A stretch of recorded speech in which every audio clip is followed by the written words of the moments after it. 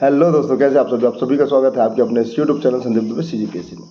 ठीक है, एग्ज़ाम का डेट बहुत पास आ गया है, बहुत सारे एग्ज़ाम हैं। अगर मैं बात करूँ श्रम निरीक्षक, उप निरीक्षक, ठीक, श्रम अधिकारी, उसके महत्वपूर्ण पद हैं, 34 पद हैं। कल ही आपने देखा होगा हॉस्टल वार्डन की 500 पोस्ट आए हैं और 26, 27, 28, ठीक है, 26, 27, 28 को आपको मिलेगा CGSI के मेंस का पेपर। ठीक, और इन सब पेपर में एक चीज़ कॉमन है। वैसे तो सिलेबस लगभग सबका इक्वल है, लेकिन आप अगर हॉस्टल वार्डन में देखेंगे तो एक अतिरिक्त आपको 10 नंबर के लिए पढ़ना पड़ेगा। क्या है, कमेंट सेक्शन में बताइएगा, बाकी सबसे में।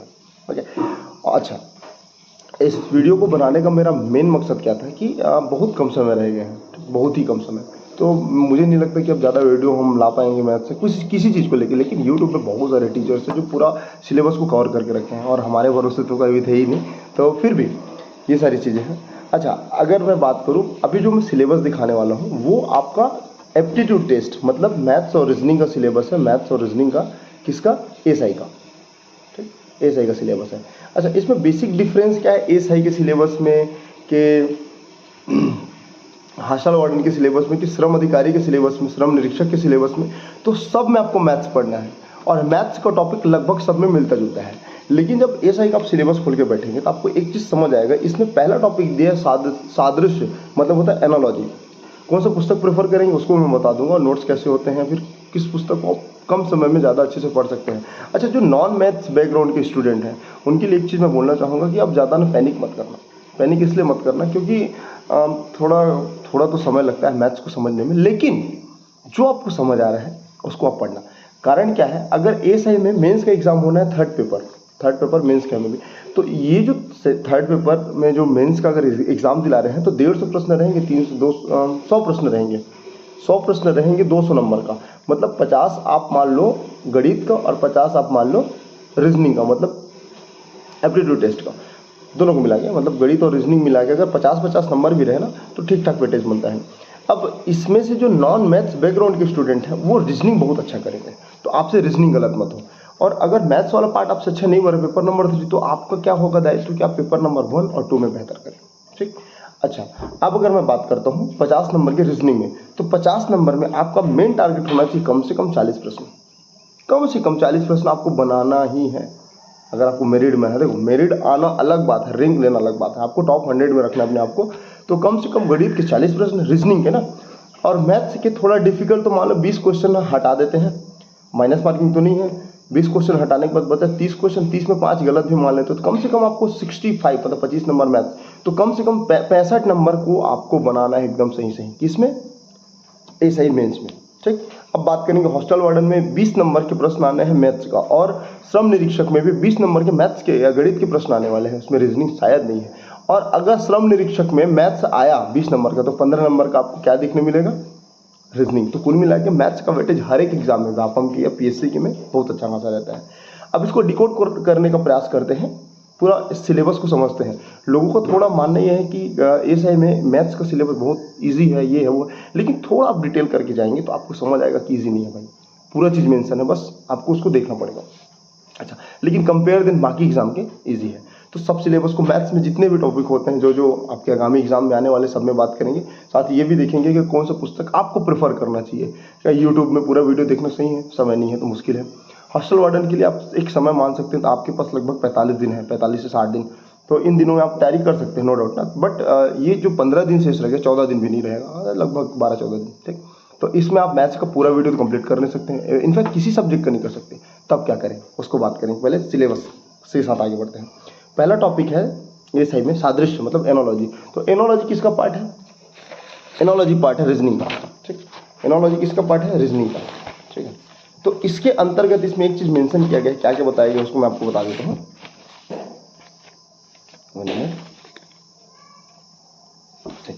एनोलॉजी के अंतर्गत दिया हुआ है, ठीक है, एनोलॉजी के अंतर्गत दिया है शब्दार्थ, ठीक है, अलंकारिक सादृश्य, अक्षर, संख्या, प्रतीकात्मक, छवियां, अर्थ आधारित। तो एनोलॉजी एक्चुअल में होता क्या है कि देखो, जब अपने संबंधों और भावों को की जो समानता को अगर आप पहचानना सीख गए तो ये एनोलॉजी है। मतलब इसमें प्रश्न कैसे आएंगे? देखो, प्रश्न बहुत ज़्यादा डिफिकल्ट नहीं आएगा। जैसे इसमें अगर मैं बात करूँ एक बेसिक सा प्रश्न, देखो इसलिए मैं बता रहा हूँ क्योंकि कन्फ्यूजन मत रखना कि क्या पढ़ना है।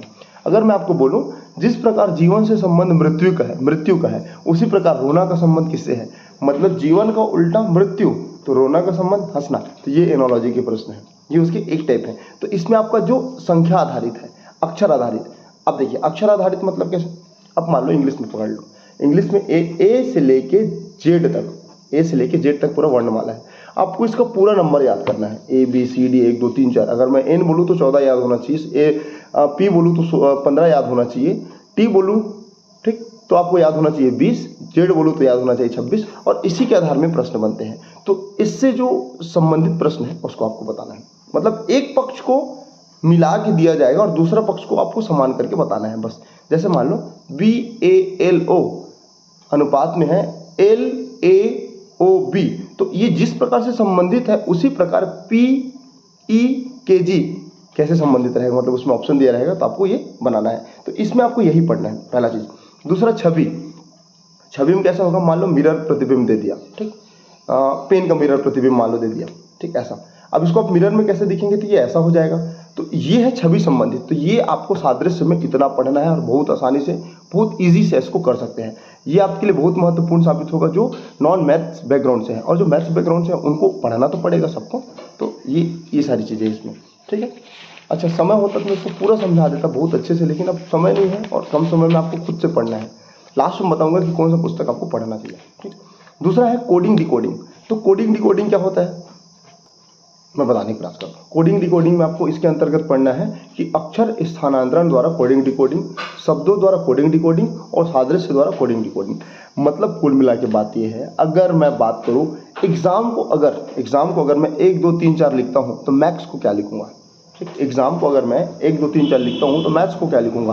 तो ई का 1, एक्स का 2, ए का 3, एम का 4। तो मैथ्स क्या हो जाएगा? MAX, एम का क्या है 4, ठीक, ए का क्या है 3 और एक्स क्या है 2। तो ये कोडिंग डिकोडिंग का, या ये ऐसे प्रश्न आते हैं, ये जो मैं बताया वो बहुत ईजी है, इसमें बहुत सारे टाइप्स होते हैं, आपको पूरा पढ़ना है। तो ये है दूसरा टॉपिक, ठीक। ये एसआई मेंस का है ना। देन उसके बाद हॉस्टल वार्डन या जो बाकी सब एग्जाम होने वाले श्रम निरीक्षक होगा उसको मैं लेके बात करूंगा, ठीक। तो अगर मैं बात करूँ कंपेयर देन बाकी के, यहाँ पर जो सिलेबस दिया है एसआई मेंस का बहुत ईजी है, ठीक। और उसके बाद तीसरा टॉपिक है क्लासिफिकेशन, मतलब वर्गीकरण। तो वर्गीकरण में क्या है कि शब्दार्थ और अलंकारिक वर्गीकरण। अच्छा, वर्गीकरण का एक मैं क्वेश्चन बताता हूँ। जैसे सेव, संतरा, टमाटर और गाजर। क्या बोला? पहला सेव, संतरा, टमाटर और गाजर। तो वर्गीकरण क्लासिफिकेशन का क्वेश्चन ऐसा आता है कि ये सब बहुत सारे प्रश्न दे देंगे, आपको चुनना है कि चारों में से कौन सा अलग दिख रहा है, असमान दिख रहा है। तो सेव फलते हैं, ऊपर में दिखते हैं, ठीक। टमाटर भी आपको दिख जाएंगे, संतरा भी फला हुआ दिखेगा, लेकिन गाजर फलता नहीं है, वो जमीन में गड़ा रहता है, तो अंदर में है, इसी कारण उसका अंतर है। तो ये समझना है। ऐसे ही प्रश्न आपको किस में मिलेंगे? वर्गीकरण में। ये भी जो मैथ्स बैकग्राउंड से नहीं है उनसे बहुत आसानी से बनेगा, ठीक है। अब देखते हैं चौथा टॉपिक है इसमें श्रृंखला, मतलब सीरीज। तो सीरीज में क्या है ना, सीरीज तो सब जानते हैं, मतलब राम ऊपर से 5वां स्थान है और श्याम नीचे से 6वां स्थान है, तो दोनों के बीच में कितने लोग बैठे हैं? तो ये श्रृंखला का प्रश्न है। तो इसके अंतर्गत आपको पढ़ना है सामान्य ज्ञान के आधार पर शब्दार्थ, अलंकारिक, संख्या, मिश्रित श्रृंखला और श्रृंखला। तो उसमें क्वेश्चन इजी आते हैं, एक दो बार आप एक बार ओवररीड करेंगे ना तो बन जाएगा, मुझे जहाँ तक लगता है। देन है ऑर्डर रैंकिंग। तो ऑर्डर रैंकिंग में अभी एक्चुअल में जो मैं बताया वो ऑर्डर रैंकिंग का क्वेश्चन है ना, और संख्या भी ऐसा आता है। देखो संख्या में कैसा हो सकता है प्रश्न, मैं बताता हूँ। मैं आपको अंग्रेजी वर्णमाला के आधार में बता रहा हूँ कि संख्या श्रृंखला कैसे हो सकते हैं। देखो, अगर मैं आपसे पूछूं ACFJO के बाद कौन सा नंबर है, कौन सा अंग्रेजी वर्णमाला के अक्षर है ये? क्या बोला? ACFJO। तो इसके बाद जो आने वाला है ना वो आने वाला है U। तो क्योंकि देखो A से C के बीच में 3 के डिस्टेंस में है, C से F के बीच में 3, F की जगह 3, मतलब ये बढ़ते जा रहे हैं ना। एक्चुअल में A से C के बीच में 2, C से F के बीच में 3, F से J के बीच में 4 और J से O के बीच में 5 और O से 5 या 6 के बीच में क्या होगा, क्या आएगा? TU। तो U इसका आंसर आएगा। तो ऐसे प्रश्न इसमें आपको देखने मिलेंगे किसमें? श्रृंखला में, ठीक। उसके बाद ऑर्डर रैंकिंग। तो ऑर्डर रैंकिंग अभी जैसे बताया कि रमेश ऊपर से 5वां है, श्याम नीचे से 6वां है और दोनों के बीच में कुल कितने हैं उसको बताने हैं, टोटल नंबर कितने हैं। तो यहाँ पर ऐसे प्रश्न आएंगे। तो यहाँ तक तो बहुत ईजी सिलेबस है। उसके बाद दिशा और दूरी। तो दिशा और दूरी के जो प्रश्न है, दिशा और दूरी को तो आप इसको मैथ्स में समझिएगा, गणित है समझना, ठीक। नहीं, इसको दिशा और दूरी का रीजनिंग ही है, एक्चुअल में रीजनिंग ही है। मतलब राम उत्तर जाता है, उत्तर जाने के बाद दाएं मुड़ता है 5 मीटर, फिर बाएं मुड़ता है 6 मीटर, अभी वर्तमान जहाँ से निकला तो उसकी वर्तमान स्थिति क्या है, तो ये दिशा से संबंधित प्रश्न है, तो सामान्य प्रश्न आते हैं। उसके बाद है अनुपलब्ध संख्याएं, तो यहाँ पर आपको वर्णमाला में संख्याएं और उसके जो आरेख है उसको देखना पड़ेगा, मतलब मैट्रिक्स, मैट्रिक्स से थोड़ा ऊपर है, अवयव को देखना पड़ेगा। तो ये थोड़ा अच्छा सिलेबस है, तो इसको आपको पढ़ना पड़ेगा। देन उसके बाद है वर्णमाला और शब्द परीक्षण। तो वर्णमाला में क्या है, वर्णमाला में आपको सबसे महत्वपूर्ण टॉपिक में बता दूं, मैट्रिक्स को पढ़ लेना, ठीक। मैट्रिक्स बहुत अच्छा प्रश्न बनता है यहाँ से, तो ये।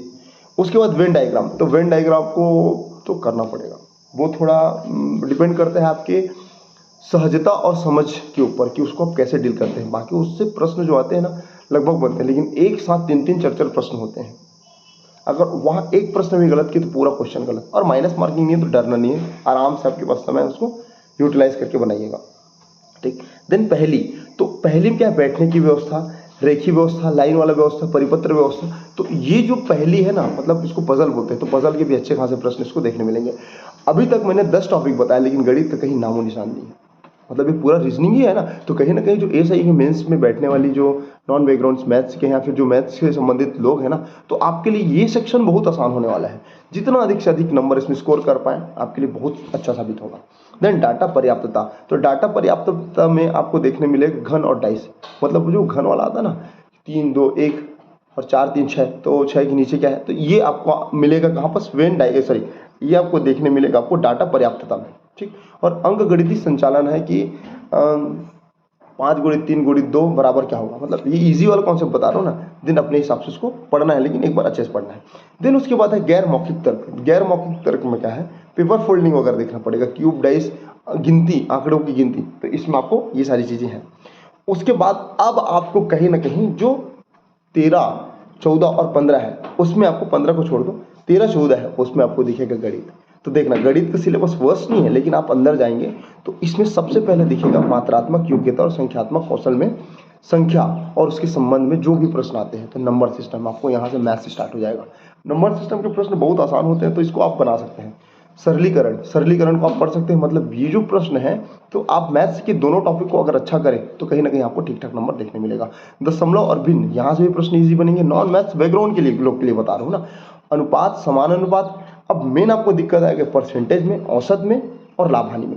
तो अगर थोड़ा भी बेसिक इन्फॉर्मेशन है आपको, तो ये सब आपको पढ़ना आसान होगा, ठीक। तो यहाँ पर सीख, उसके बाद क्वालिटेटिव एप्टीट्यूड, तो उसमें आपको पढ़ना पड़ेगा सरल यौगिक, समय काम, मेंसुरेशन, गति, समय दूरी, समीकरण, मतलब time and distance, time and work, ठीक। मेंसुरेशन थोड़ा डिफिकल्ट होगा, इसको हटा देना, क्योंकि अगर समझ नहीं आ रहे हैं कम समय में तो उसको पढ़ने का कोई मतलब नहीं है।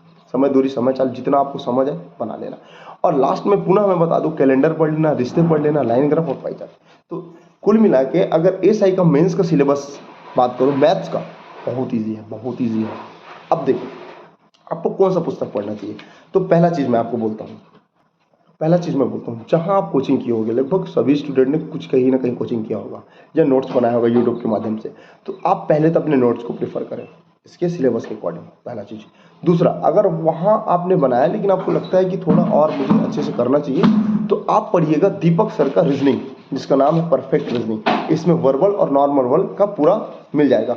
और ये जो एसआई का सिलेबस है, इसमें नॉन वर्बल नहीं आने वाले दोस्तों, आएंगे तो बहुत ईजी क्वेश्चन होते हैं। जैसे मैंने वो क्या बोलते हैं उसको, पेपर फोल्डिंग वगैरह बताया, पेपर कटिंग, तो वो वाले इजी वाले कॉन्सेप्ट है, तो वहां से आपको क्वेश्चन बनने मिलेगा, ठीक। तो 2 चीज पढ़ना, पहला चीज क्या पढ़ना, परफेक्ट रीजनिंग अगर चाहो तो, या जो आपके पास नोट्स है कोचिंग का उसको, उससे ज्यादा कुछ नहीं पढ़ना पड़ेगा, आपसे 100% क्वेश्चन बनेगा।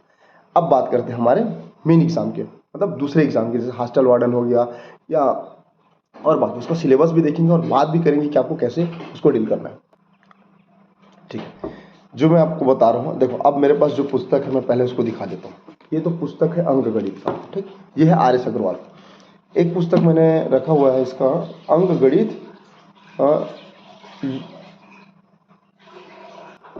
राजीव रंजन सिंह का पुस्तक, जो शॉर्ट ट्रिक और हॉट ट्रिक्स के माध्यम से चीज़ों को बहुत सिंपली वे में समझाने का प्रयास करता है। बहुत अच्छा पुस्तक, मैं तो 2 से 3 बार पढ़ लिया हूँ, बहुत अच्छा लगता है, नोट्स बनाया हूँ। तो ये सारी चीज़ें आपको 2 पुस्तक फॉलो करना है, या फिर आप जो आप चाहें, लेकिन मुझे जहाँ तक लगता है कि राजीव रंजन का शॉर्ट ट्रिक वाला रखना इन फ्यूचर काम आएगा। और दूसरा आर एस अग्रवाल, जो बड़ा नया एडिशन है, बहुत अच्छा पुस्तक है, थोड़ा मोटा कर दिया लेकिन पढ़ने में अच्छा लगता है। और तीसरा आपका खुद का नोट्स, जिसको आपने प्रैक्टिस करके बनाया, मेहनत करके बनाया, तो इससे ज़्यादा आपको कहीं नहीं भटकना पड़ेगा।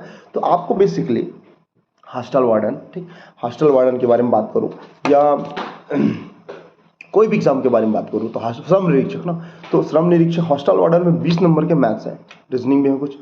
श्रम निरीक्षक में लगभग 20 से 25 नंबर के मैथ्स रीजनिंग है, तो अच्छा खासा नंबर आपको गेन करना है। तो इसमें सिलेबस में बेसिकली क्या है, इसमें आपको देखने मिलेगा संख्या पद्धति, कॉमन सिलेबस है सब एग्जाम में, ठीक। इस एसआई को छोड़ देना क्योंकि एसआई का सिलेबस थोड़ा इजी है। संख्या पद्धति एक बार पढ़ो, बहुत अच्छे से पढ़ो, ठीक। उसके बाद एलसीएम एचसीएम ये पढ़ने वाला टॉपिक है। दशमलव, सरलीकरण, वर्गमूल, घनमूल, तो ये टॉपिक ऐसा है कि मुश्किल से 10 मिनट लगेगा, पढ़ लिए तो, अगर पढ़ लिए तो रिवीजन कर लिए तो, अदरवाइज 1 घंटा 2 घंटा ये पूरा सब आपको समझ आ जाएगा। उसके बाद औसत पढ़ना है, ठीक, औसत, ठीक। फिर आयु संबंधित प्रश्न आएंगे, घातांक करने को छोड़ देना। प्रतिशत, परसेंटेज को आपको देखना पड़ेगा। साझा, परसेंटेज पढ़ लिए तो अनुपात, समान अनुपात के साथ साझा को जोड़ देना, तो ये एक दूसरे से मिलता जुलता है। लाभ हानि, लाभ हानि के अच्छे खासे प्रश्न आते हैं, तो लाभ हानि को इग्नोर मत करना, थोड़ा ऊपर नीचे छोड़ देना, लेकिन लाभ हानि को आपको पढ़ना है। मिश्र अनुपात को छोड़ सकते हो, लेकिन इजी प्रश्न बनते हैं। समय और कार्य, पाइप टंकी, समय दूरी, तो समय, कार्य, पाइप टंकी और समय दूरी ये सब एक ही टॉपिक है, तो इसको आप पढ़ना, और एक समझ आ गया तो बाकी भी समझ आ जाएगा। रेल से संबंधित प्रश्न, और मुख्य इसमें धारा मिश्रण, तो ठीक है। मुख्य इसमें है साधारण ब्याज और चक्रवृद्धि ब्याज। साधारण ब्याज, सिंपल इंटरेस्ट और कंपाउंड इंटरेस्ट, तो यहाँ से प्रश्न आपको मिलेंगे। और एक आपको मिलेगा ठोस वस्तुओं के आयतन और क्षेत्रफल, मतलब जो मेंसुरेशन देखते हैं ना, जो आपके एएसआई में भी है, हॉस्टल वार्डन में भी है, और आपके श्रम निरीक्षक में भी है। तो ये जो टॉपिक है, अगर इतना पढ़ लिए या नहीं पढ़ पा रहे कम समय के कारण, तो एक बार देख लेना, एक नज़र देख लेना, आपसे 100 में 100% बनेगा। मतलब 100 नंबर का नहीं बना पाएंगे, मतलब अच्छा खासा नंबर का बनेगा। तो जो नॉन मैथ्स बैकग्राउंड के है ना, वो कम से कम 10-12 से ही करें, और जो मैथ्स बैकग्राउंड के वो 15 से 18 से ही करें, तो आपको अच्छा खासा नंबर देखने मिलेगा। तो बस इतना ही था मेरा जो प्लानिंग था, मैं पढ़ने बैठा था, तो उसके बिहाफ में मैंने काफ़ी सारा नोट्स भी बनाया है, तो मैं आपको छोटा सा समझा दूँ। मेरे पास कम से कम मैथ्स का 7 कॉपी बनाया हूँ, और ये रफ भी है, जैसे जनरली यूज़ नहीं होता, बट कई बार मैथ्स हमसे भी नहीं बनता। सी सेट अगर क्वालिफाई नहीं होने के पीछे सबसे बड़ा कारण है कि मैथ्स का कमज़ोर होना, या मैथ्स को लॉन्ग ट्रिक से बनाना।